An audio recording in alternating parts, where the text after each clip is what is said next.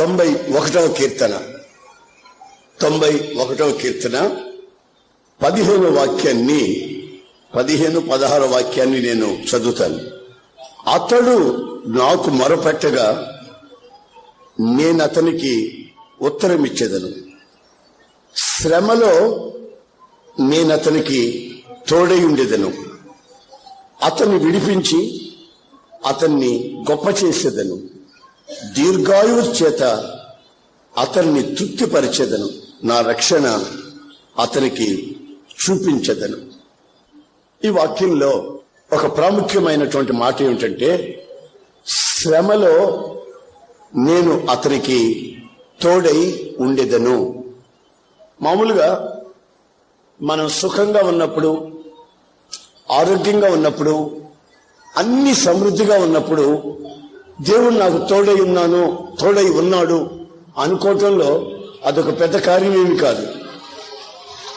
అన్ని సమృద్ధిగా ఉన్నాయి, నాకు దేవుడు తోడై ఉన్నాను అని నేను చెప్పడం, ఎందుకు లేడని మీరు అనుకోవడం, అది మామూలుగా అది పెద్ద కార్యమేం కాదు.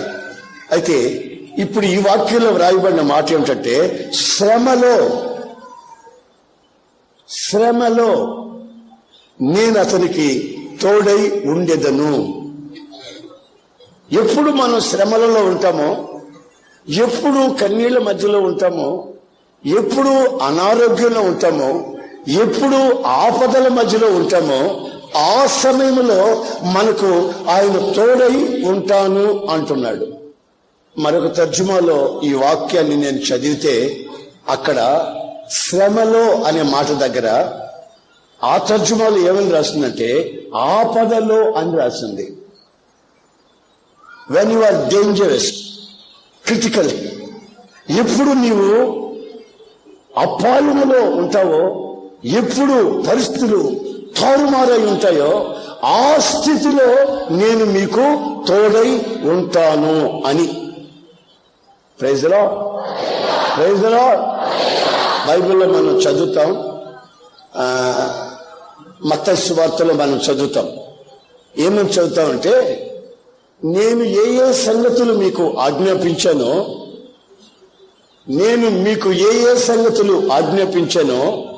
వాటిని గైకొనండి, అప్పుడు యుగ సమాప్తి పర్యంతం సదాకాలము నేను మీతో ఉంటాను. ఆయన మనతో ఉంటాను అని వాగ్దానం చేస్తున్నాడు. సరే, బాగానే ఉంది. ఆయన మనతో ఉంటే మనకు ఒరిగేది ఏమిటి? ఆయన మనతో ఉన్నందువల్ల మనకు జరిగేది ఏమిటి? ఎప్పుడు సుఖంగా ఉన్నప్పుడు ఆయన ఉంటానంటున్నాడా, లేక ఆపదలు వచ్చినప్పుడు మీతో ఉంటానంటున్నాడా? మామూలు సమయం కంటే కూడా ఆయన వాగ్దానాన్ని అనుభవించవలసింది ఎప్పుడంటే, ఎప్పుడు మనం సమస్యల్లో, ఎప్పుడు మనం శ్రమలలో, ఎప్పుడు మనం ఆపదల్లో ఉంటామో, అప్పుడు ఆయన మనతో ఉండి మనల్ని కాపాడుకోవడంలో ఉన్నటువంటి ఆ ఆనందం మామూలుగా ఉన్నప్పుడు మనకు కలగదు. ఆ వాక్యంలో 3 విషయాలు రాయబడి ఉన్నాయి. ఏమిటంటే, అతనిని విడిపించి,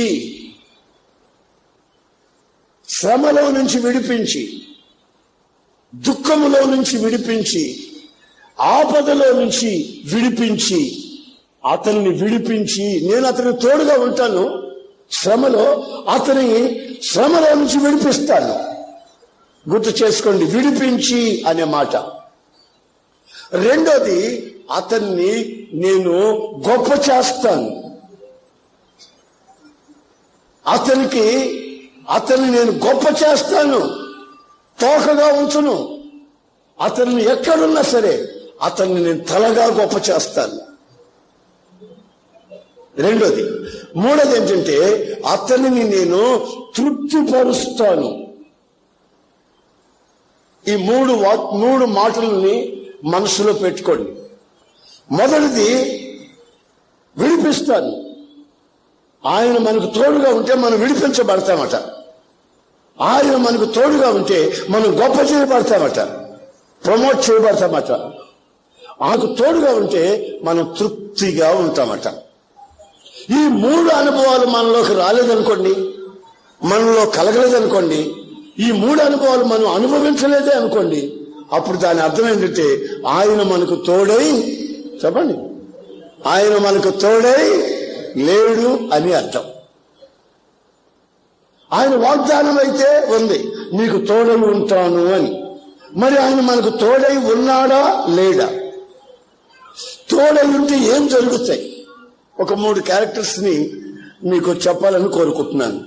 చదవండి సమూయేలు మొదటి గ్రంథం 18-12. సమూయేలు మొదటి గ్రంథం 18-12. యెహోవా తనను విడిచి దావీదునకు తోడైయుండుట చూచి సౌలు దావీదునకు భయపడెను. ఇప్పుడు గమనించండి, సౌలు దావీదును చూశాడట. సౌలు దావీదుని చూశాడట. సౌలుతో దేవుడు లేడని, దావీదుతో దేవుడు ఉన్నాడని సౌలు చూశాడట. మళ్ళా చదివిన వాక్యం, యెహోవా తనను విడిచి యెహోవా తనను విడిచి, సౌలు అంటున్నాడు, యెహోవా తనను విడిచి దావీదునకు తోడై ఉన్నాడని చూచి దావీదుకి సౌలు భయపడుతూ వచ్చాడట. బాగా వినాలా, దావీదుకి తోడై ఉన్నట్లుగా సౌలు చూశాడు. సౌలు ఎవరు? ఇశ్రాయేలీయులు పరిపాలిస్తున్న రాజు. దావీదు ఎవరు? గొర్రెల కాపరి. ఈ గొర్రెల కాపరితో దేవుడు ఉన్నాడట. ఈ సౌలుతో దేవుడు లేడట. సౌలుని దేవుడు ఎడబాసిపోయాడట. ఆ సంగతి దావీదుతో దేవుడున్న సంగతి ఇతను చూస్తున్నాడు గనుక భయపడ్డాడు. దావీదుతో దేవుడు ఏ సమయములో ఉన్నాడు, ఆ వాక్యం జరిగిన ఆ సందర్భం ఎప్పుడు, ఆ వాక్యానికి ముందు వెనుక వ్రాయబడినటువంటి కొన్ని సంభవాలని మనం కొంచెం గమనించాలి. ఏ సమయంలో దావీదుకి దేవుడు తోడైనట్లు సౌలు చూస్తున్నాడంటే, అక్కడ 2 భాగాలుగా దాన్ని నేను విడదీసి మీకు చెప్పాలనుకుంటున్నాను. ప్రజలందరూ దావీదుని పొగుడుతున్నారు. బాగా వినండి, దావీదుని ప్రజలందరూ పొగుడుతున్నారు. ఎందుకనంటే ఇశ్రాయేలీయులకి రక్షణ తెచ్చిపెట్టాడని. ఎలా తెచ్చిపెట్టాడంటే గొల్యాతుని చంపాడని. గొల్యాతుని చంపి ఇశ్రాయేలు సర్వ సమాజానికి రక్షణ తెచ్చిపెట్టాడు దావీదుకి. జనమంతా దావీదుని పొగుడుతున్నారు. రెండోది, ఆ రోజుల్లో 2 సార్లు ఈ ఈట తీసుకుని దావీదుని సౌలు పొడవబోయాడు. ఆ 2 సార్లు దేవుడు దావీదుని తప్పించాడు. సౌలుకి పగ, సౌలుకి దావీదుని చూస్తే పగ ఎందుకు వచ్చిందో తెలుసా? ఇతను మహా అద్భుతంగా ఫిడేలు వాయిస్తున్నాడు, ఇతన్ని జనమంతా పొగుడుతున్నారని, ఇతను యుద్ధ వీరుడని, ఇతనితో దేవుడు ఉన్నందువల్ల 2 సంభవాలు జరుగుతున్నాయి చూడండి. ఒకటి, తన ప్రాణం మీదకి శత్రువు వస్తున్నాడు. ఎందుకో తెలుసా? ఇతను గిఫ్టెడ్ గనుక. నీవు దేవుని వరం కలిగి ప్రార్థనా పరురాలువై ఉపవాసించగలిగి దైవ భక్తిలో పెరుగుతూ నలుగురి దగ్గర మన్నన పొందుతూ, నలుగురి దగ్గర గౌరవాన్ని పొందుతూ నీవు సంతోషముగా ఉన్న రోజున ఒక భయంకరమైన శత్రువు యొక్క విషం కక్కుతున్నాడు. సౌలు నా కూతురు నీకు ఇస్తాను రా అన్నాడు. చూసారండి? మళ్ళీ అదే సమయంలో ఏమంటాడు తెలిసిన, ఫిలిస్తీన్ల చేతిలో వీడు సావాలి, కూతుర్ని ఇస్తాను అంటున్నాడు, పెళ్లి చేసుకోరా అంటున్నాడు. ఆ బియ్యం మాటలు, ఆ పెళ్లి సంబంధించిన మాటలు మాట్లాడుతూనే ఉన్నాడు. ఓ ప్రక్కన అంటాడు, ఫిలిస్తీన్ల హస్తం వీడి మీద పడాలి. ఒకసారి కాదండి, అధ్యాయం అంతా నేను చదువుతూ వస్తే 3 సార్లు ఫిలిస్తీన్ల హస్తం వాడి మీద పడాలి, వాడిని చంపేయాలి. ఫిలిస్తీన్ల హస్తం వాడి మీద పడాలి, వాడు తుత్తునీలుగా నాశనమైపోవాలి అంటాడు. మరలా కూతురికి దావీదుకి మనస్సు కలిసింది కనుక, ఆహా ఇది ఒక మంచి సమయం, నా బిడ్డ ద్వారానే వాడు చంపించాలి, నా బిడ్డ ద్వారానే పెళ్లి చేసి వారికి విషం పెట్టి చంపించాలి. ఒక ప్రక్కన శత్రుత్వం దావీదు మీదకి వస్తుంది. అది భయంకరమైన ఆపద సమయం. ఆపద సమయం. పెళ్లి చేసుకున్నదే విషయం పెట్టి చంపించే ప్లాన్ లో ఉంది. రెండవది, ఫిలిస్తీన్లు వెతుకుతున్నారు అతను చంపాలని. మూడవది, కత్తి తీసుకొని సౌలు వెతుకుతున్నాడు అతన్ని, ఈడు తీసుకుని వెతుకుతున్నాడు అతను చంపాలని. ఈ 3 శత్రుత్వాల మధ్యలో ఇతను ఆపదలో ఉన్నాడు. ఈ ఆపద ఎందుకు వచ్చిందయ్యా అని ఒక్కసారి ఆలోచిస్తే, నేను మన్నన పొందాను కనుకనే వచ్చింది. ఆమె నేను శత్రువుని జయించాను కనుకనే వచ్చింది. నేను వరము కలిగినటువంటి వాయిద్యం వాయించగలిగినటువంటి వాడిని కనుక, దయ్యాలు సైతం వాయిద్యం వాయించి వెళ్ళగొట్టగలుగుతున్నాను కనుక ఇది నాకు వచ్చింది.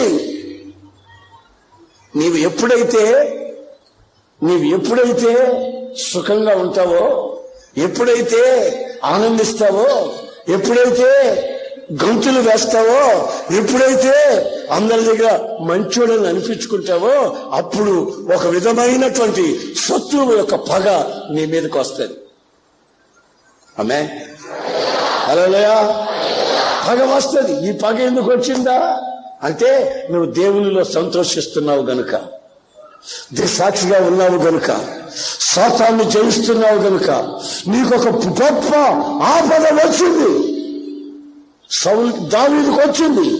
అయితే దావీదు విషయంలో ఏమని రాసిందో తెలుసా? ఆ శ్రమల మధ్యలో, ఆపద సమయాన, ఆ భయంకరమైన విషపు చూపుల మధ్యలో దేవుడు దావీదుకు తోడై ఉండి అతనిని కాపాడెను. ఆమేన్.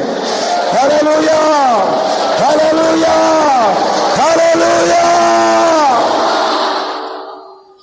నీవు దేవునితో ఎదిగేటప్పుడు, నీవు దేవుని కొరకు బలమైన కార్యములు చేసేటప్పుడు, నీవు వరము కలిగి ప్రయోజనపడుతున్నప్పుడు, ఉపయోగించబడుతున్నప్పుడు నీ మీదకి శత్రువు విజృంభిస్తాడు. అది నీ ఆపద సమయం అనే సంగతి నీవు గుర్తించాలి. నేను ప్రార్థన ఎక్కువగా చేస్తున్నాను, ఉపవాసం ఉంటున్నాను, సాక్షిగా బ్రతుకుతున్నాను, అన్నిట్లో నిజాయితీగా ఉంటున్నాను, నాకెందుకు వచ్చింది ఈ సమస్య అని నీవు అనుకుంటావు. అయితే దేవుడు అంటాడు, ఈ సమస్యలోనే నీకు నేను తోడై ఉంటాను, నిన్ను నేను ఈ సమస్యలో నుంచి విడిపించాలని కోరుకుంటున్నాను. అంతా సుఖంగా ఉన్నప్పుడు ఆయన మనల్ని కాపాడాల్సిన అక్కరేమీ ఉండదు. శత్రువు లేనప్పుడు ఆయన ఎందుకు కాపాడాలి మనల్ని? ఆయన కాపాడాలి అంటే ఆయన మనకు తోడుగా ఉండాలి. ఆమె ఆయన నీకు తోడై ఉన్నా, నాకు తోడై ఉన్నా జరిగేది ఏమిటో తెలిసినా, ఆయన ఆపదలో నుంచి కాపాడుతాడు.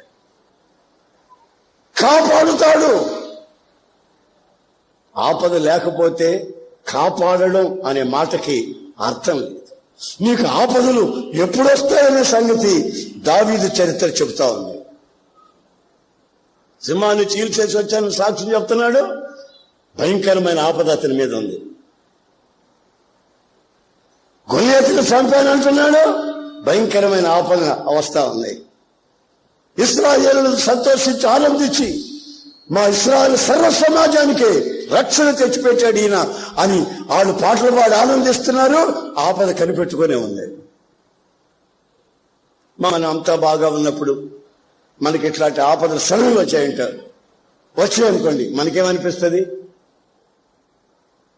ఇంత ప్రార్థన చేస్తుంటే మనకి శోధన వస్తుంది, ఇంత ఇంత బైబిల్ చదువుతుంటే మనకి ఇది వస్తుంది, దశం భాగం నమ్మకంగా ఇస్తున్నాం, మనకి నష్టం వచ్చింది, దేవునికి ఇవ్వాల్సిన బాగానే చేస్తున్నాం, మనకు ఈ అవమానం కలిగింది, చిచి అనవసరం ఇది అని మనకు అనిపిస్తుంది. నీవు ఇవన్నీ కరెక్ట్ గా చేస్తున్నావు గనుకనే సాతాను నీ ప్రాణం మీదకి వస్తాడు, నీ ప్రాణాన్ని అటాక్ చేస్తాడు, ఎదిరిస్తాడు. ఆ సమయంలో ఆయన నీకు చెప్పండి, ఆయన నీకు ప్రైజ్ ది లార్డ్, ఆయన నీకు ఆయన నీకు ఆయన నీకు ఆయన నీకు ఆయన నీకు ఆయన నీకు ఆయన నీకు తోడని ఉన్నాడు గనుక నీవేమి కంగారు పడద్దు. నా ప్రాణం మీదకి వచ్చిందా, నా కుటుంబం మీదకి వచ్చిందా, అసలు నా జీవితం మీదకే వచ్చేసిందా, ఇన్ని మేలు చేసిన తర్వాత కూడా నాకు ఇది వచ్చిందా? అట్లయితే దేవుడు నాకు చెప్పండి, అట్లయితే దేవుడు నాకు చెప్పాలి గట్టిగా, అట్లయితే నాకు దేవుడు తోడై ఉన్నాడు. గనుకనే ఈ సంవత్సరం ప్రారంభం నుంచి ఈ రోజు వరకు నీ ప్రాణాల మీదకి వచ్చిన సమస్యలు ఎన్నైనా ఆయన నిన్ను కాపాడి ఈ రోజున సజీవుల లెక్కలో నిన్ను ఉంచి ఉన్నాడు. దేవునికి స్తోత్రం. హల్లెలూయా హల్లెలూయా హల్లెలూయా. నీవు కాపాడబడ్డావు కనుకనే ఈ రోజున ఇక్కడ ఉన్నావు. లేకపోతే నీ పరిస్థితి ఏమైంది?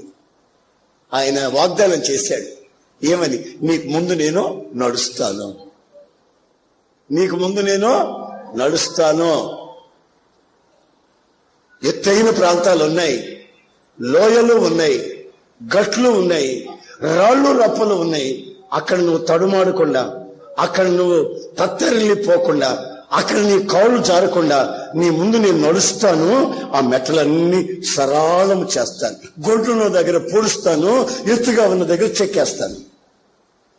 నువ్వు సమభూమిలో చక్కగా నడిచి ముందుకు సాగగలవు.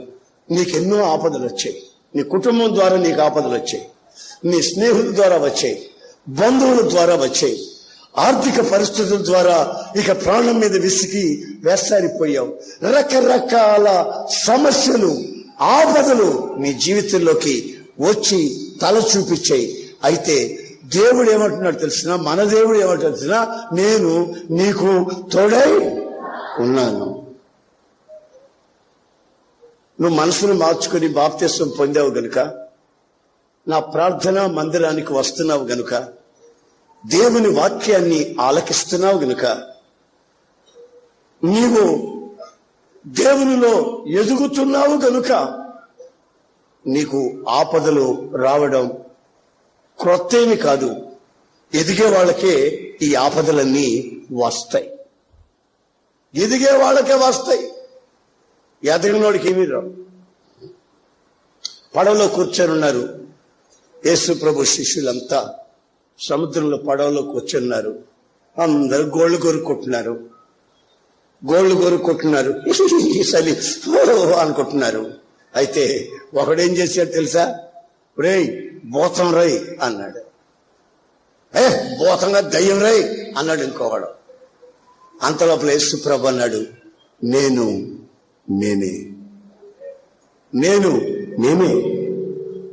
నీవే అయితే నన్ను నీ దగ్గర రప్పిస్తావా? సముద్రం నన్ను నడవమంటావా అన్నాడు. చూసారా, శుభ్రంగా రమ్మన్నాడు యేసుక్రీస్తు. ఇతను నడిచిపోయాడు. నడిచిపోయిన అనుభవం తనకు తెలుసు. మరలా అటు ఇటు చూస్తే మునిగిపోయిన అనుభవం కూడా తనకు తెలుసు. తన ఆపదలో మళ్ళా చేతిని పట్టుకుని లేపి తీసుకుని రాగలిగిన అనుభవం కూడా ఇతను అనుభవించాడు. కూర్చొని గోళ్ళు కొనుక్కుంటున్నారే, వీళ్ళకి ఏ అనుభవం లేదు. చూసారా? ఏసైతే నడిచిన అనుభవం లేదు, మునిగిపోయే అనుభవం లేదు, మళ్ళీ ఆయన చేత్తో పైకి లేపే అనుభవం లేదు, పైకి లేచిన తర్వాత మళ్ళీ నడిచి వచ్చిన అనుభవం లేదు. పట్టి పట్టకుండా, భక్తిలో దిగకుండా ఏదో వచ్చాంలే ప్రార్థనకి, వెళ్ళిపోతున్నాంలే అన్నంత వరకే ఉంటే వాళ్ళకి ఏ ఆపదలు రావో, ఆపదలు రాకపోతే ఆయన మీకు తోడుగాను వాళ్ళకి తోడుగాను ఉండడు. అయితే ఒక అతనికి ఆపద, ఆ ఆపద వెంటనే ఆయన హస్తం, ఆయన హస్తం ఆయన హస్తం పట్టుకున్న వెంటనే మరలా ఆయనతో నడిచే అనుభవం. రైసులో వీళ్ళందరూ ఉమ్మని కూర్చుంటారు ముచ్చుల్లాగా. ఎవరందరూ? మిగతా 11 మంది. ఈయన మాత్రం అప్పుడప్పుడు మాట్లాడుతుంటాడు, ఏదో ఒకటి మాట్లాడుతూ ఉంటాడు. రైసులో ఇతను ఏదో ఒకటి మాట్లాడుతూ ఉంటాడు, ఏదో ఒకటి తెలుసుకుంటూ ఉంటాడు యేసు ప్రభు దగ్గర. అది మంచిదో చెడ్డదో అడిగి తెలుసుకుంటూ ఉంటాడు. యేసు ప్రభు ఈ పేతురికి జవాబు చెబుతూనే ఉంటాడు. ఆ చివరికి అనుభవం మీద అనుభవం వస్తూనే ఉంటుంది. అయితే కొంతమంది ఏం చేస్తారు, ఒరే నేను ప్రార్థన చేస్తే శోధన ఎక్కువ వస్తుంది, ప్రార్థన నేను తగ్గించాలి అనుకుని ప్రార్థన తగ్గిస్తాడు. నేను నమ్మకంగా దేవునికి ఉపవాసం ఉండి ప్రార్థన చేస్తుంటే మన మీదకే పగలు ద్వేషాలు వస్తున్నాయి గనుక మనం ఆ ఉపవాస ప్రార్థనలు కూడా ఆపేస్తాం అని అనుకుంటాడు. కానీ దేవుడు అంటున్నాడు, నీవు ఎప్పుడు ఆపదలో ఉంటావో అప్పుడే నేను నీకు తోడై ఉంటాను, నేను అతనిని కాపాడుకుంటాను. దావీదు జీవితంలో వాదండి ఎన్నెన్నో భయంకరమైన పరిస్థితులు. ఇతను మంచి భక్తిపరుడయ్యుండి కూడా ఇవన్నీ అనుభవించవలసిన వస్తే ప్రతి చోట ప్రాణ సంకటం, ప్రాణానికే ముప్పు కలిగే పరిస్థితులు. ఆ అపాయాల మధ్యలో కూడా దేవుడు తనకు తోడుగా ఉండి అంచెలంచెలుగా తన బ్రతుకుని సింహాసనం దగ్గరికి తీసుకొస్తున్నాడు. దేవునికి స్తోత్రం. హల్లెలూయా. గొర్రెలు కాచుకునేవాడు ఏమిటి, సింహాసనం మీద కూర్చోవడం ఏమిటి? కారణం దేవుడు తనకు తోడుగా ఉన్నాడు గనుక. ఈ సౌలు ఇతనికి భయపడతా వచ్చాడు గనుక ఫిలిస్తీను దగ్గర చంపించాలని, తన కూతుర్ని పెళ్లి చేసి దాని ద్వారా విషం పెట్టి చంపించాలని ప్రయత్నాలలో ఉన్నాడు. కానీ ఆ ప్రయత్నాలన్నీ ఒక్కొక్కటిగా విఫలమైపోతా వస్తున్నాయి. Praise the Lord. హల్లెలూయా, హల్లెలూయా, హల్లెలూయా. ఇంకో సంగతి కూడా మీరు బైబిల్లో గమనించినట్లయితే యెహోషువ జీవితంలో జరిగిన 1:5 యెహోషువ 1:5 కూడా చదవండి. నీవు బ్రతుకు దినములన్నిటను ఏ మనుష్యుడును నీ ఎదుట నిలువలేకయుండును. నేను మోషేకు తోడై ఉండినట్లు నీకును తోడై ఉండును. చూడండి, యెహోషువ నేను మోషేకి తోడై ఉన్నట్టుగానే నీకు కూడా తోడై ఉంటాను అన్నాడు. ఎప్పుడు ఈ మాట అన్నాడో ఒకసారి మనం చదువుకొని తెలుసుకోవాలి. నీకు తోడై ఉంటానని ఎప్పుడన్నాడు? శుభ్రంగా ఇంట్లో ఒక 50 బస్తాలు బియ్యం పెట్టుకొని, ఏమండి కావాల్సిన 1000 డబ్బు పెట్టుకొని, సుఖంగా పెట్టెల నిండా బట్టలు పెట్టుకొని, సుఖంగా కడుపులో సల్ల కదలకుండా బతుకుతున్నారే, ఆ సమయంలో అన్న మాట కాదు అది. ఎప్పుడు అంటున్నా తెలిసిన, యోర్దాను నదీ తీరానికి వచ్చారు. ఇశ్రాయేలీలందరూ యోర్దాను నదీ తీరానికి వస్తే వాళ్ళకి నాయకుడిగా యెహోషువ నాయకుడై వస్తున్నాడు. ఆ సమయంలో సడన్ గా ఆ యోర్దాను నది పొంగింది. యోర్దాను నది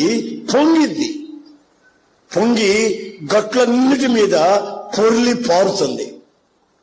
ఎక్కడ గండిపడినా, ఎక్కడ కాస్త ఆ గట్లు తెగిన ఆ యోర్దాను ప్రవాహాలన్నీ ఇశ్రాయేలు ప్రజల మీద పడిపోతే ఇశ్రాయేలు మునిగిపోతారు. యెహోషువ, మోషే మమ్మల్ని తీసుకొచ్చిన మోషే ఎక్కడ మమ్మల్ని నీవు నడిపిస్తున్నావు? ఈ పొంగి పొరుగుతున్న ఈ నదిలో మమ్మల్ని ముంచేదానికి తీసుకొచ్చావా? లేకపోతే ఎందుకు తీసుకొచ్చావు? దారి ఉంది కదా, ఆ దారిలో వెళ్ళకుండా ఎందుకు తీసుకొచ్చావు? మోషే మీద చాలా సార్లు సణుక్కొని గొనుక్కొని రాళ్లతో కొట్టబోయారు మోషేని. మరి అతనితో నడిచినటువంటి చిన్నవాడు యెహోషువ, ఇతను గడగడగడలాడిపోతూ భయపడిపోతున్నాడు. వాళ్ళు మాట్లాడుతున్న మాటలు ఒక ప్రక్కన, వాళ్ళ చేతుల్లో ఉన్న రాళ్లు మరొక ప్రక్కన, ప్రాణ సంకటం వచ్చింది. మరో పక్కన యోర్దాను వైపు చూస్తే యోర్దాను పొంగి పొర్లుతుంది. ఇప్పుడు ఏం చేయాలో అర్థం కాని పరిస్థితి. అయ్యా, నేను వీళ్ళకి నాయుడుగా నడవడం తప్ప? నేను పొరపాటు చేశానా? వీళ్ళకి నాయకుడు అయినందుకు తప్పయిందా? నన్ను ఇప్పుడు ఏం చేయమంటారు? నన్ను ఏం చేయమంటారు? ఈ పగ, ఈర్ష్య భయంకరంగా ఉంది. మరో ప్రక్కన నది పొంగుతా ఉంది. ఏం చేయాలి? రాళ్లతో కూడా చంపబోతున్నారు యెహోషువని. సడన్ గా దేవుడు ప్రత్యక్షమయ్యాడు. ఆమె దేవుడు ప్రత్యక్షమై ఏమంటున్నాడు తెలిసిన? యెహోషువ, మోషేకి నేను తోడై ఉన్నాను కదా, అలాగే నీకు కూడా నేను తోడై ఉంటాను. ఈ యోర్దాను మిమ్మల్ని ఏమీ చేయలేదు. ఈ యోర్దాను మీ ముందు ఏమవుతుందో తెలుసా? ఒకడు ఒక రాయి తీసి కొండ మీద నుంచి విసిరి కొడితే ఎలాగ ఎగురుతూ గంతులు వేస్తూ పడిపోద్దో, అలాగా ఈ యోర్దాను నీళ్లు గంతులు వేస్తా మిమ్మల్ని చూసి గడగడలాడుతా భయపడుతా అదిగో అక్కడ నిలబడుతుంది. కావాలంటే నిబంధన మందసం మోస్తున్న యాజకుల అరికాలు ఆ నీళ్ళలో తడుపమను. భయంకరమైన పరిస్థితిలో ఇక నేను బ్రతకడం అనవసరం. నేను వీళ్ళకి మేలు చేశాను, వీళ్ళని కీళ్ళు చేయలేదు. అయినా వీళ్ళు ఎందుకు నా మీద పగబట్టారు? రాళ్ళు తీసుకుని వస్తున్నారు, ముఖాలు ఊస్తున్నారు. ఇదేనా నాయకత్వం అంటున్నారు? ఇదేనా నీ బ్రతుకు అంటున్నారు? అసలు నువ్వు మనిషివా పశువా? ఈ దారిని ఎందుకు తీసుకొచ్చావు అంటున్నారు. ఇప్పుడు ఏం చేయాలి అని ఆకాశం వైపు చూస్తే దేవుడు అంటున్నాడు, ఇదిగో ఆపదలో నువ్వు ఉన్నప్పుడు నేను నీకు తోడై ఉన్నాను. ఆమేన్. నీ ముందు నేను నడుస్తాను, యోర్దానులో నడుస్తాను, భయపడకు. యాజకులారా, నిబంధన మందసం మీ భుజాల మీద ఎత్తుకోండి. ఎందుకయ్యా? ఎందుకో ఎత్తుకోండి బాబు, నా మాట వినండి. దేవుడు మనతో ఉన్నాడు. ఈ నీళ్లు మనం చంపేస్తాయని భయం కదా మనకు. ఈ ఆపదలు ఆయన మనతో ఉన్నాడు. నా మాట వినండి. ఈ మనసు పెట్టెత్తుకుని, యాజకులారా మీరు దేవుని స్తుతిస్తూ మీ అరికాలు ఈ నీటికి తగిలేటట్టు చేయండి. తర్వాత ఏం జరుగుతుందో మీరే చూడండి. దేవుడు మనతో ఉన్నాడు. ఆమేన్. దేవుడు నాతో ఉన్నాడు. హల్లెలూయా, హల్లెలూయా. దేవుడుంటే ఈ బూతు మాటలు నిన్ను ఎందుకు అంటారా? నీకు దేవుడుంటే ఈ నష్టం ఎందుకు కలుగుతుందిరా? దేవుడుంటే ఈ అవమానం నీకు ఎందుకు కలిగిందిరా? దేవుడుంటే ఈ అపజయాలు ఎందుకు కలిగాయి? యెహోషువ అంటున్నాడు, అన్ని సమృద్ధిగా ఉన్నప్పుడు నాతో ఉంటానని దేవుడు వాగ్దానం చేయలేదు. నీ శ్రమలలో, నీ ఆపదలలో నేను తోడై నిన్ను విడిపిస్తానని ఆయన నాకు వాగ్దానం చేశాడు. గనుక ఈ సమయంలో నాకు తోడై ఆయన ఉన్నాడు. Praise the Lord. ఆమేన్. ఇక్కడ గంతులేస్తా ఉంది, మురుమురి చూడటం మానేసింది. ఇక్కడ గంతులేస్తా ఉంది, ఊగుతా ఉంది, ఆడుతా ఉంది. అంతేగాని మొత్తం మీద ముందుకు మాత్రం ఒక్క అడుగేయట్లేదు నది. కారణం ఏంటంటే దేవుడు వాళ్ళకి తోడుగా ఆపదలో, చెప్పండి, ఆపదలు మామూలు సమయంలో కాదు, ఆపదలో వాళ్ళతో ఆయన ఉన్నాడు. మేము చూసాము, మేము భయపడిపోతాము. దావీదుతో దేవుడు ఉండటం చూసి సౌలు భయపడిపోయాడు. ఆడు చంపేదానికి ఇష్టపట్టలే. ఫిలిస్తీన్ల దగ్గర చంపిద్దామా, కూతురు దగ్గర చంపిద్దామా అనే ప్లాన్ లో ఉన్నాడు. అయినా దేవుడు ఆశ్చర్య రీతిగా దావీదును కాపాడుతూ వచ్చాడు. సింహాసనం ఎక్కాడు. అలాగే ఈ యెహోషువ రోజుల్లో కూడా యెహోషువ అనే నాయకుడిని తన ప్రజల్ని ఎంత జాగ్రత్తగా కాపాడాడంటే అంత జాగ్రత్తగా కాపాడి ఆ యోర్దాను అద్దరికి వాళ్ళని తీసుకుని వెళ్ళాడు. కొందరు అప్పటికే మేము చస్తే బాగుండు, మాకు ఐగుప్తుల సమాధులు లేవని ఎక్కడ తీసుకొచ్చావా, ఏమైనా బుద్ధి ఉందా లేదా నీకు, నాయకుడు అంటే ఎట్లా ఉంటారు అంటే ఇతను కూడా పాపం చాలా బాధపడిపోయి కృంగిపోయి ఏమిటి శోధన, ఏంటి ఆపద, ఏంటి పరిస్థితి అని కృంగిపోయినప్పుడు ఆయన అంటాడు, నేను మోషేకు తోడుగా ఉన్నానే అలాగే నీకు కూడా ఉంటాను. ఆమేన్. దావీదుకు తోడుగా ఉన్నానే అలాగే నీకు కూడా ఉంటాను. Praise the lord. ఇస్సాకుకు తోడుగా ఉండి అతను విత్తనం వేస్తే దాన్ని నూరంతలుగా ఫలించేటట్టు చేస్తేనే అలాగే నీతో కూడా నేను ఉంటాను. ఇస్సాకు ఎప్పుడు విత్తనం వేసారో తెలుసా? కరువులో. తినేదానికి అన్ని నూకలు కూడా లేని పరిస్థితుల్లో ఏం చేయాలో అర్థం కాక ఆకులు అలుములు నములుతున్న రోజుల్లో ఆయన విత్తనం వేస్తే అది నూరంతలుగా ఫలించేటట్టు చేశాడు. ఎందుకు చేశాడంటే, ఇస్సాకు నేను నీకు తోడుగా ఉంటున్నాను. Praise the lord. Praise the Lord. హల్లెలూయా. మరొక సంగతిని మీకు చెప్పాలని కోరుకుంటున్నా. అపోస్తల కార్యాలు 7వ అధ్యాయం చదవండి. అపోస్తలులు 7, 9, 10. ఆ గోత్రకర్తలు మత్సరపడి యోసేపును ఐగుప్తులోనికి పోవుటకు అమ్మివేసిరి, కాని దేవుడు అతనికి తోడయ్యుండి అతని శ్రమలన్నిటిలో నుండి తప్పించి దయను జ్ఞానమును ఐగుప్తు రాజైన ఫరో ఎదుట అతనికి అనుగ్రహించినందున ఫరో ఐగుప్తులకు తన ఇంటి అంతటికి అతనిని అధిపతిగా నియమించెను. చూడండి, యోసేపు జీవిత చరిత్రలో ఒక సంఘటన మనకి ఇక్కడ వివరిస్తుంది. ఈ అపోస్తల కార్యం 7, 9, 10లో యోసేపుని సొంత అన్నలు, సొంత సోదరులే ఆడు మంచి చొక్కా వేసుకున్నాడని, రంగుల చొక్కా వేసుకున్నాడని ఆడి మీద పగబట్టి పళ్ళు పటపట కొరికి ఆయన తీసుకెళ్లి గోతులు వేసి ఆయన తీసుకెళ్లి మరలా ఆ అన్యులకి అమ్మి వాళ్ళు తీసుకెళ్లి మరలా సంతలో పెట్టి మారుబేరం చేశారు. ఇలాగా అంచెలంచెలుగా జీవితంలో దెబ్బలు తింటూ వస్తున్నాడు. చివరికి ఎక్కడికి వచ్చాడంటే ఒక పౌరు స్త్రీ అతని మీద వేసిన నిందను బట్టి జైల్లో ఇప్పుడు దెబ్బలు తింటూ మూలుగుతూ పడున్నాడు. Praise the Lord. మూలుగుతూ పడున్నాడు. ఈ పడిన వాడిని ఫరో పిలిపించి అతని సింహాసనం దెమ్మని సింహాసనం మీద కూర్చోబెట్టేశాడు. ఏది? ఇంట్లోనే అవమానాలు, సొంత ఇంట్లో పుట్టిన ఇంట్లోనే అవమానాలు. అన్నలే అమ్మారు, మరలా మారుబేరాలు చేశారు. ఆ పనికిమాలను దాని ఇంట్లో పనిచేశాడు. ఆ మనిషి నింద వేసింది. జైల్లో అన్యాయమైన శిక్షని అనుభవిస్తున్న రోజులలో యోసేపుకు జరిగింది ఏమిటి అంటే, రాజుగారు పిలిచి సింహాసనం మీద కూర్చోమంటున్నాడు. ఏడు బాబు అంటే, నా ఐగుప్తి దేశం అంతటి మీద నిన్ను అధిపతిగా నేను హెచ్చిస్తున్నాను. దేవుడు నీకు తోడై ఉన్నాడు. హల్లెలూయా. భయంకరమైన ఆపద. ఈ జైల్లో నుంచి నేను బయటపడనా?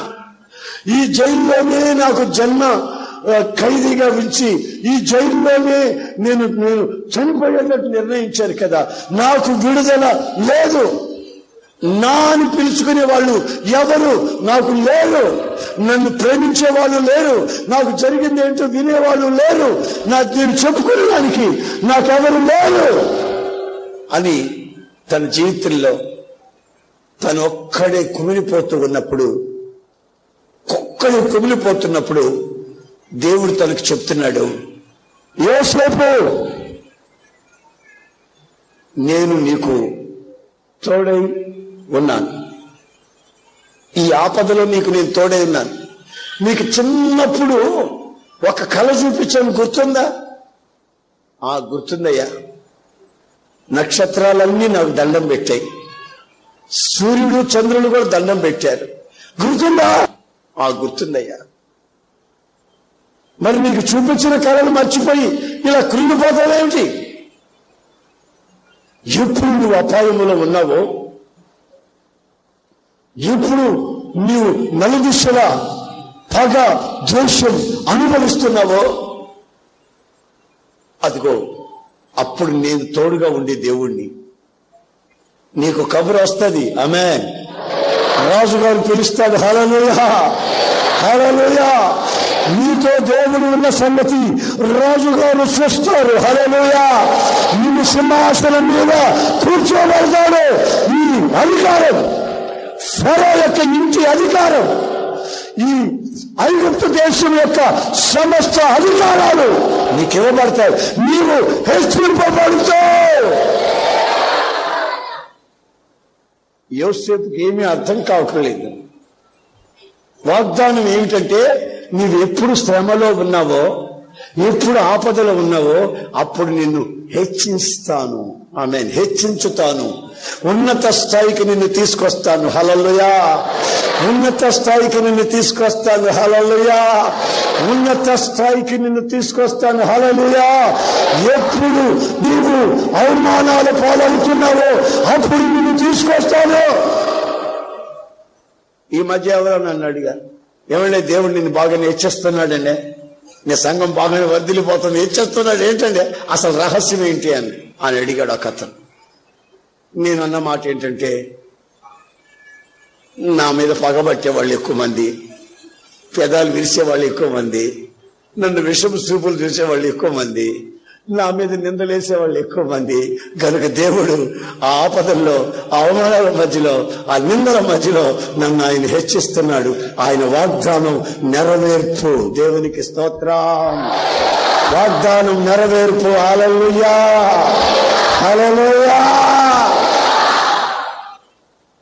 ఆమేన్, ఆమేన్, ఆమేన్. యోసేపు జీవితంలో దేవునితో తనకున్న అనుబంధం, యోసేపుకి దేవునికి యోసేపుకున్న అనుబంధం. ఆయన వాగ్దానం చేశాడు, నిన్ను నేను హెచ్చిస్తాను, లేక గొప్ప చేస్తాను. ఎంతవరకు గొప్ప చేస్తాడు తెలుసా?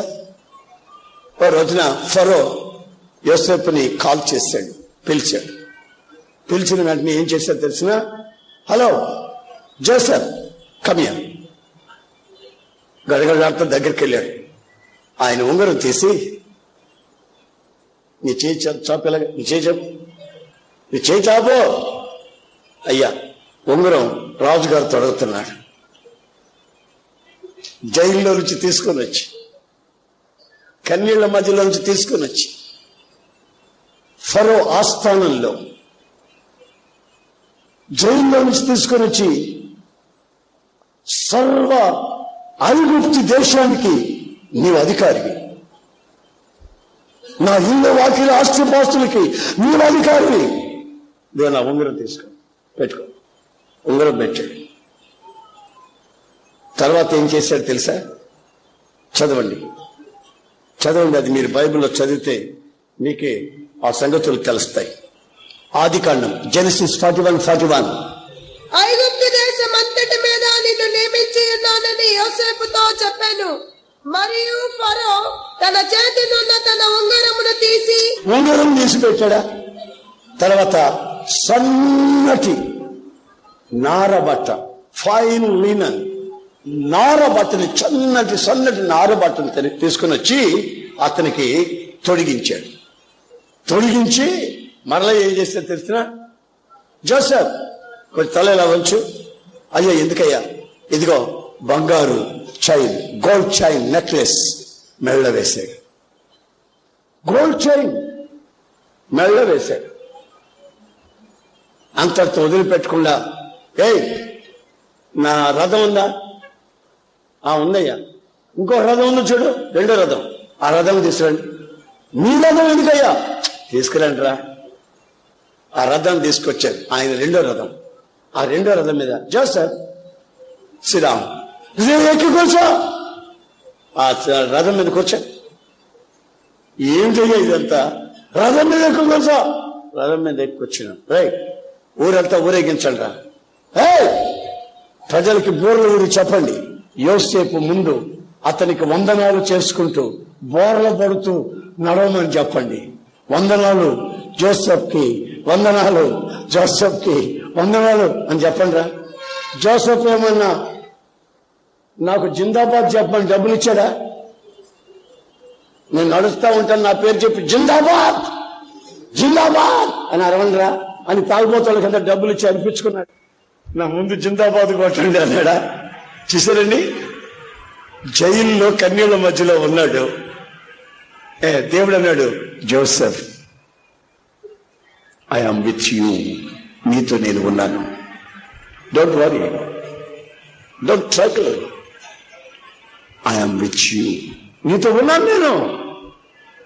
నాతో ఉన్నావయ్యా, మరి ఏం చేస్తావు? నిన్ను నేను హెచ్చిస్తాను. బానిసగా ఈ దేశానికి వచ్చావా? నిన్ను ఇక్కడే హెచ్చిస్తాను. ఎంతవరకు అయ్యా? సింహాసనం వరకు, సింహాసనం వరకు. మామూలుగా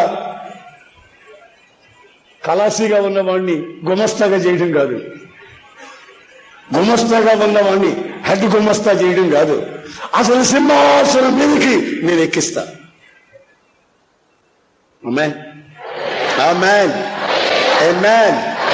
ఆ ఉన్నత స్థాయి అనుభవానికి రావడం అనేది దేవుడు తనకు తోడుగా ఉండబట్టి.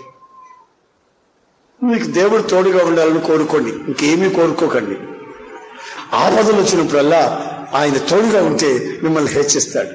ఆపదలు వచ్చినప్పుడల్లా ఆయన మీకు తోడుగా ఉంటే మిమ్మల్ని రక్షిస్తాడు, మిమ్మల్ని కాపాడుతాడు.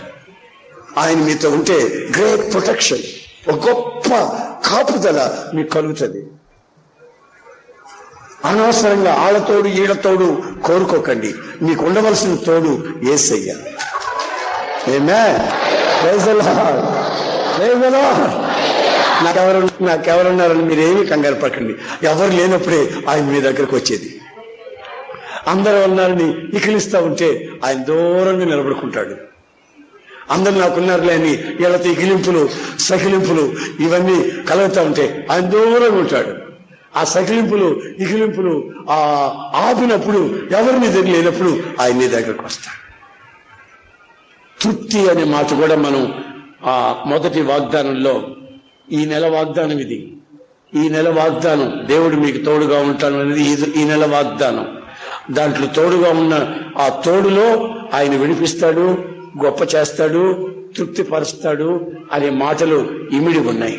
ఇప్పుడు నేను కాపాడడం ఎట్లాగో దావీదు సంగతి చెప్పాను, యోసేపుని ఎలాగా హెచ్చించాడో అని కూడా చెప్పాను, ఏ సమయంలో అని చెప్పాను, యోసేపు పరిస్థితులు ఎలాగా అని చెప్పాను. తర్వాత యెహోషువ పరిస్థితులు కూడా మీతో వివరించాను. చివరిగా యాకోబు జీవితాన్ని ఒక మాట నేను చెప్తాను.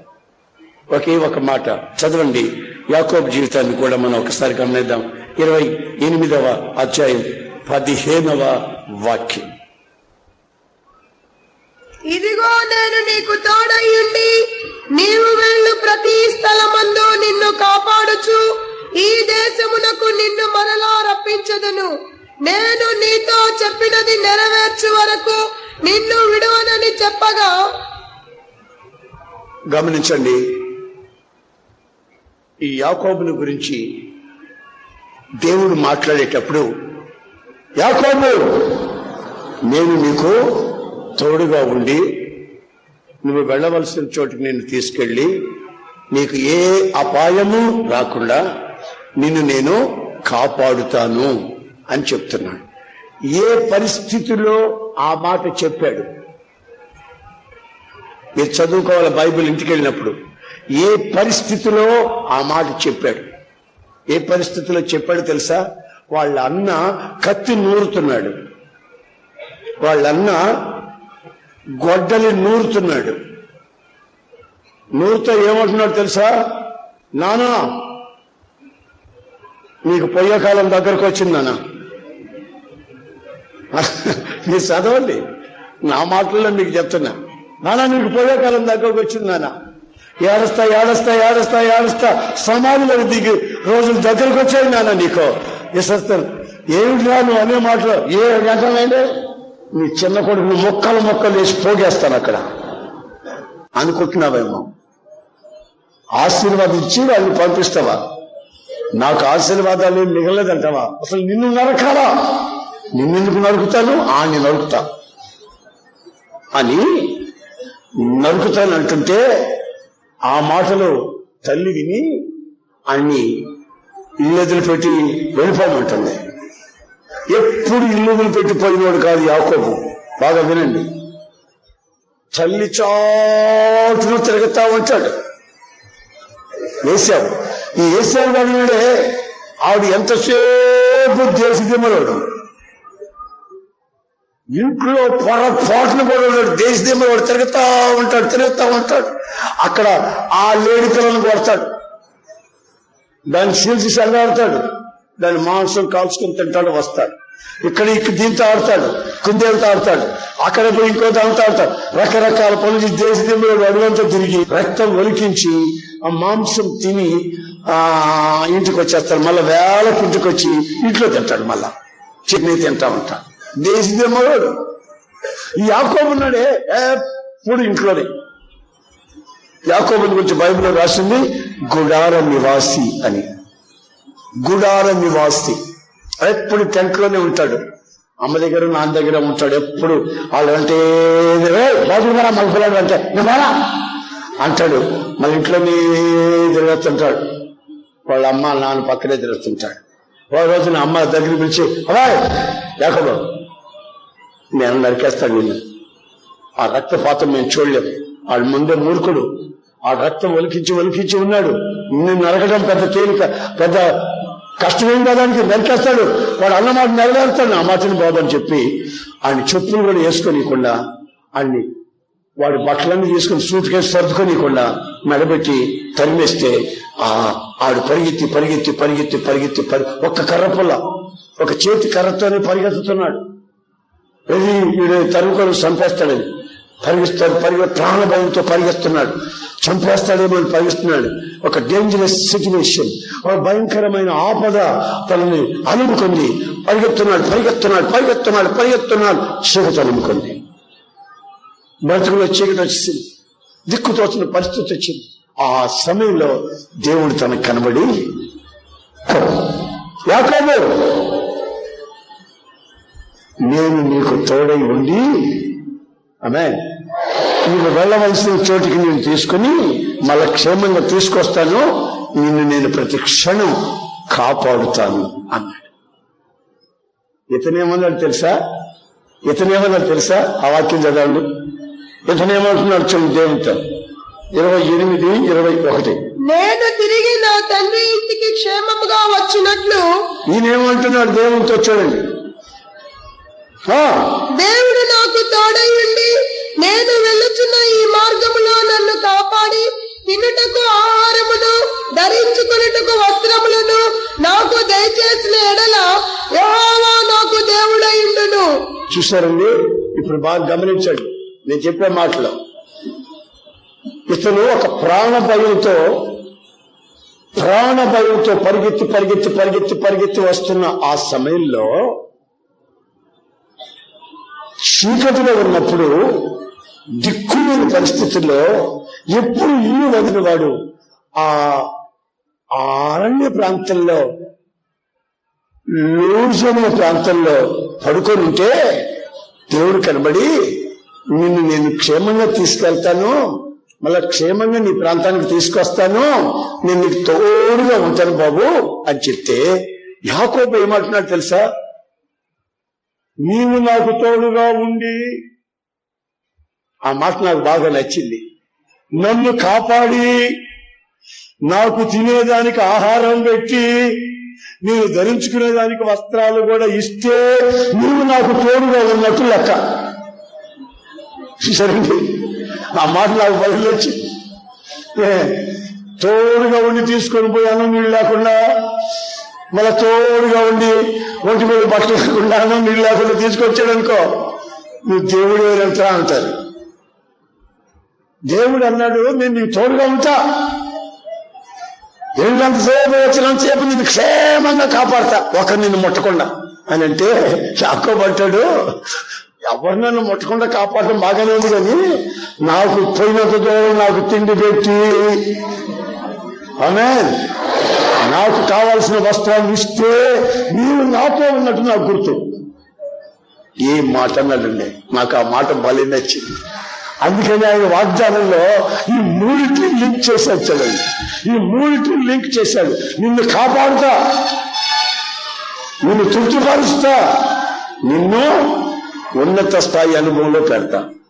ఆమె ఉన్న ఉద్యోగం తీసి అక్కడ కింద పడేసాడు అనుకో, నెమ్మదొకదండి. ప్రమోషన్ అయిందనుకో, నెమ్మదొకదా. ప్రమోట్ చేస్తా ఉంటే ఆనందంగా ఉంటుంది. మీ జీవితాన్ని ఆయన పంటాడు. మీ జీవితానికి ఒక తృప్తి, సాటిస్ఫాక్షన్ మీకు కలుగు చేస్తాడు. మీ జీవితానికి ఒక గొప్ప ప్రొటెక్షన్, కాపుదల ఆయన ఇస్తానంటున్నాడు. ఎందుకో తెలుసా? ఆయన బిడ్డలు మీరు కనుక. ఈ సంవత్సరంలో ఆఖరి నెలలో ఆఖరి వాగ్దానంగా ప్రభు ఈ మాట నీకు హెచ్చరిస్తున్నాడు. ఆయన మెట్టల సరాళం చేస్తా వచ్చాడు, లోయలు పూడ్చాడు, నిన్ను రాజబాటలో నడిచేటట్లుగా నడిపిస్తూ ఉన్నాడు. అంత మాత్రం కాక నిన్ను తృప్తిగా నీకు కావలసిన ఆహారాన్ని నేను చెప్పండి, ఆహారాన్ని పెడతా. ఆహారం పెడితే సరిపోద్దా? రోగం వచ్చిన ఆహారం తింటాడండి. ఏమండి, రోగం వచ్చినప్పుడు పొలం ముందు పెడితే నేను బుద్ధంగా నేను తినొచ్చా, తింటే అరుగుతాడా అంటాడు. నీకు ఆరోగ్యం ఇచ్చి, ఆమేన్, నీకు ఆహారం ఇచ్చి, హల్లెలూయా, నీకు వస్త్రాన్ని ఇచ్చి, హల్లెలూయా, నీకు ప్రమోషన్ ఇచ్చి, హల్లెలూయా, నిన్ను కను పాపవలే కాపాడుకుంటాడు. ఆయన నీకు తోడుగా ఉంటే.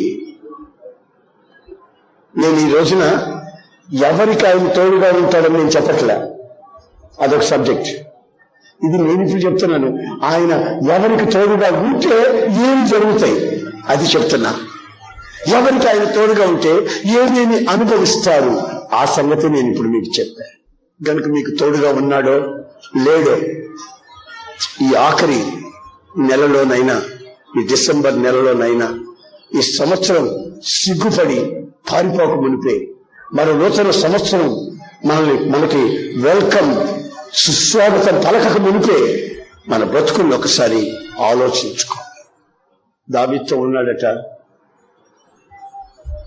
యెహోషువతో ఉన్నాడట, ఇస్సాకుతో ఉన్నాడట, యాకోబుతో ఉన్నాడట, యోసేపుతో ఉన్నాడట. నిరీక్షణ లేని యోసేపు జీవితంలో చెరసాలలో నుండి సింహాసనానికి ఆ హెచ్చింపు మామూలుది కాదు.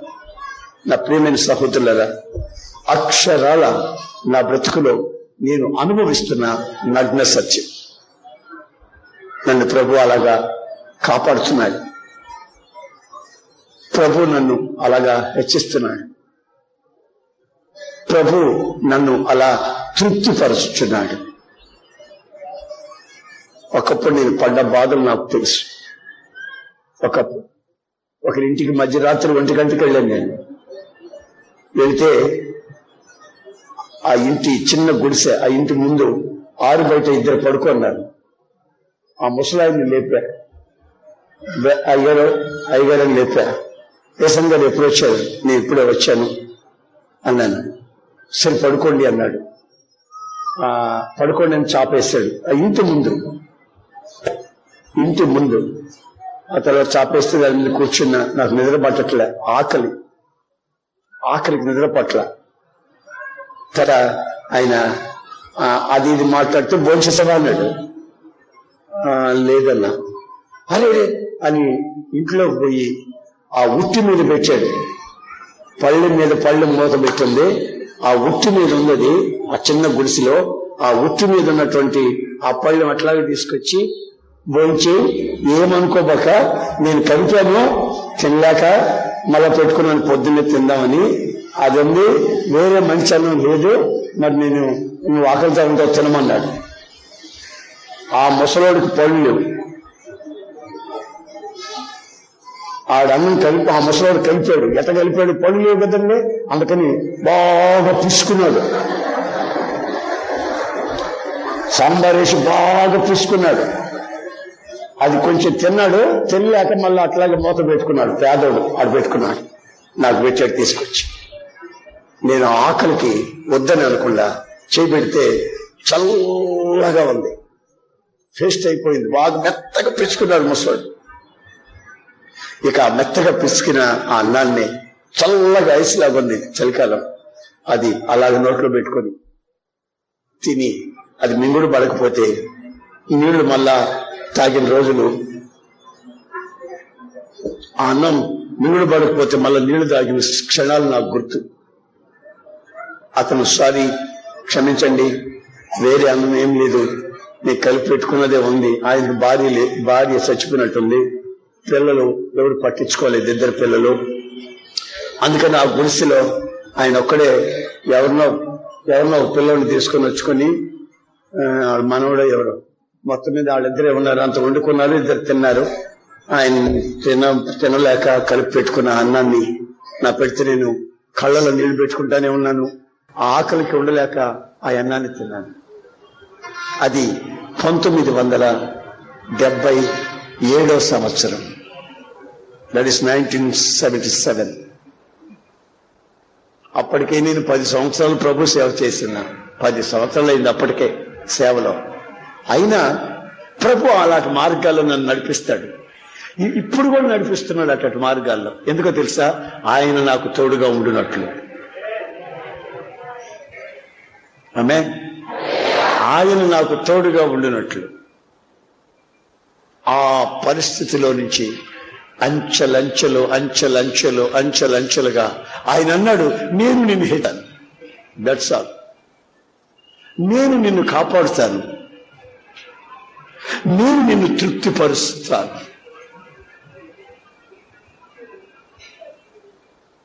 అన్నం లేకుండా, బట్టలు లేకుండా, నీళ్లు లేకుండా ఉండేదానికి ప్రాపర్ షెల్టర్, ఒక నీడ లేకుండా పడిన బాధలన్నింటిలో కూడా ఆయన తోడుగా ఉండి ఈ రోజున ఇదిగో ఈ స్థితికి తీసుకొచ్చాడు. అది మీరు కళ్ళతో చూస్తున్న స్థితి, ఎక్కడో జరిగిన సంభవాలు కాదు, మీ కళ్ళ ముందు జరిగినవి మీరు కళ్ళతో చూసిన స్థితి. వాగ్దానం చేసిన వాడు నమ్మదగిన వాడు. వాగ్దానం చేసిన వాడు నమ్మదగిన వాడు. దానిని నెరవేర్చి అవునని ఆమెనని మన జీవితాలతో పెనవేసుకున్నవాడు. ఆయన పేరు నజరేయుడైన యేసు.